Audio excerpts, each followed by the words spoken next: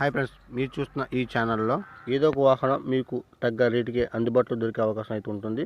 So నేను ప్రతి video కూడా దీంట్లో అప్లోడ్ చేస్తున్నాను కనుక మీరు ఈ ఛానల్ ఫాలో అవ్వండి. పక్కన వచ్చిన బెల్ ఐకాన్ కూడా ప్రెస్ చేసుకోండి.